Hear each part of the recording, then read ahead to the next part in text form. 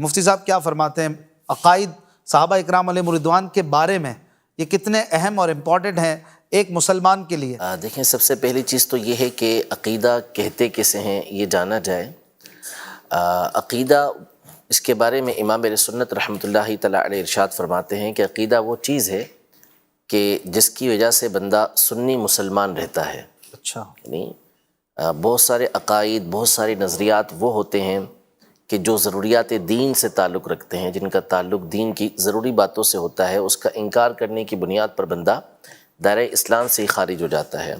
اور بہت سارے نظریات وہ ہوتے ہیں، عقائد وہ ہوتے ہیں کہ جن کی بنیاد پر بندہ دائرہ اسلام سے خارج تو نہیں ہوتا، لیکن وہ صحیح العقیدہ نہیں رہتا، اس کا عقیدہ یہ خراب قرار پاتا ہے، وہ بد مذہب قرار پاتا ہے۔ اچھا، تو صحابہ اکرام علیہم رضوان کے حوالے سے دونوں طرح کے عقائد اور نظریات یہ موجود ہیں کہ صحابہ اکرام علیہم رضوان کی علل اطلاق تکفیر کر دینا کہ سارے کے سارے نعوذ باللہ کافر تھے، تو ظاہر ہے کہ یہ کفر کی طرف بندے کو لے جانے والا ہے۔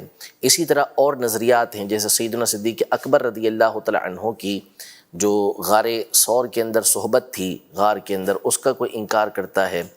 تو یوں ہی صحابہ اکرام علیہم رضوان کی جو تعریفات قرآن مجید فرقان حمید میں اللہ جل شانہ نے فرمائی ہیں، اس کے برخلاف کوئی عقیدہ اور نظریہ رکھتا ہے تو یہ ساری چیزیں بندے کو دائرہ اسلام سے خارج کر دیں گی۔ اور بہت سارے نظریات وہ ہوتے ہیں کہ جس پر اہل سنت کا اجماع ہے، اہل سنت جس کے اوپر متفق ہیں، اب اگر اس کے برخلاف کوئی کرتا ہے تو پھر وہ سنی نہیں رہے گا۔ تو ایسے ہی عقائد اور نظریات جو ہیں وہ صحابہ کرام علیہم رضوان کے حوالے سے موجود ہیں۔ سب سے پہلی تو بنیادی چیز یہ ہے، جسے ہمارے ائمہ اہل سنت نے احادیث طیبہ کی روشنی کے اندر یہ بیان کیا ہے کہ ہم صحابہ کا جب بھی ذکر کریں گے خیر کے ساتھ ذکر کریں گے۔ یہ ہماری تمام اصول کی کتابوں کے اندر، عقائد کی کتابوں کے اندر موجود ہے، اور نبی پاک صلی اللہ تعالیٰ علیہ وآلہ وسلم کی حدیث مبارکہ سے بھی یہی مفہوم ہے کہ میرے صحابہ کا ذکر خیر کے ساتھ کرو، اور یہ فرمائے کہ جب تم میرے کسی صحابی کے بارے میں کسی کو برا کہتے ہوئے سنو تو کہو کہ لعنت اللہ علی شرکم، کہ تمہارے شر کے اوپر اللہ کی لعنت ہو۔ تو یوں نبی پاک صلی اللہ تعالیٰ علیہ وآلہ وسلم کی احادیث سے بھی صحابہ کرام علیہم رضوان کا جو ذکر کرنا ہے وہ خیر کے ساتھ ہی کرنا ہے، بھلائی کے ساتھ ہی کرنا ہے۔ تو یہ عقیدہ اور نظریہ یہ بنیادی اعتبار سے ہے کہ ہم نے ہمیشہ ان کا تذکرہ یہ خیر کے ساتھ کرنا ہے۔ پھر اس کے علاوہ صحابہ کرام علیہم رضوان کے حوالے سے اور بہت سارے نظریات اور عقائد ہیں، پرسنل اعتبار سے بھی ہیں، کسی ایک فرد کے اعتبار سے بھی ہیں، اور پورے صحابہ کرام علیہم رضوان کے حوالے سے بھی ہیں۔ امام جمال الدین المزی رحمۃ اللہ تعالی علیہ، آپ نے اپنی کتاب تہذیب الکمال میں امام نسائی رحمۃ اللہ تعالی علیہ، جو سنن نسائی کے مصنف ہیں اور مشہور محدث ہیں، ان کے حالات زندگی کے اندر آپ نے یہ لکھا کہ کسی نے امام نسائی رحمۃ اللہ تعالی علیہ سے یہ سوال کیا کہ آپ حضرت سیدنا امیر معاویہ رضی اللہ تعالی عنہ کے بارے میں کیا ارشاد فرماتے ہیں، ان کے بارے میں کیا نظریہ اور عقیدہ ہونا چاہیے؟ تو آپ نے بڑی خوبصورت بات ارشاد فرمائی۔ آپ نے فرمایا کہ صحابہ کرام علیہم رضوان یہ اسلام کا دروازہ ہیں، اور جب بھی کوئی نقب زنی کرنے والا، ڈاکہ ڈالنے والا، چور یہ کسی چیز کی چوری کرنے کے لیے آئے گا تو سب سے پہلے دروازے کو توڑنے کی کوشش کرے گا، پھر اس کے بعد وہ اصل مقام تک پہنچے گا۔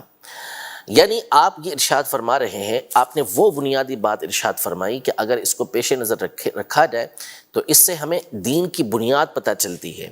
یعنی ہمارے سامنے قرآن مجید فرقان حمید موجود ہے جو تواتر کے ساتھ ہم تک پہنچا۔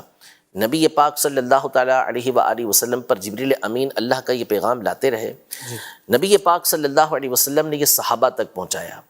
اب صحابہ کرام علیہم رضوان کی جماعت نے، تمام صحابہ کرام علیہم رضوان نے اس کو آگے تابعین تک پہنچایا، تابعین نے اس کو تبع تابعین تک پہنچایا، تبع تابعین نے اس کو آگے اپنے شاگردوں تک پہنچایا، یوں سلسلہ چلتا چلتا ہم تک پہنچائے اور یہ قیامت تک چلے گا۔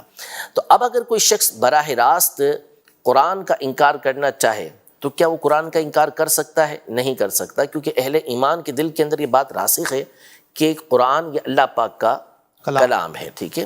اسی طرح نبی پاک صلی اللہ تعالیٰ علیہ وآلہ وسلم کی احادیث طیبہ، آپ کا لایا ہوا دین، جو باتیں نبی پاک صلی اللہ علیہ وسلم نے ارشاد فرمائی وہ ہم تک پہنچانے والے کون؟ صحابہ کرام علیہم رضوان. یعنی انہوں نے ہی نبی پاک صلی اللہ تعالیٰ علیہ وآلہ وسلم کی مکمل زندگی ہم تک پہنچائی ہے. اب اگر کوئی شخص براہ راست نبی پاک صلی اللہ تعالیٰ علیہ وآلہ وسلم کی تعلیمات کا انکار کرنا چاہے تو نہیں کر سکتا.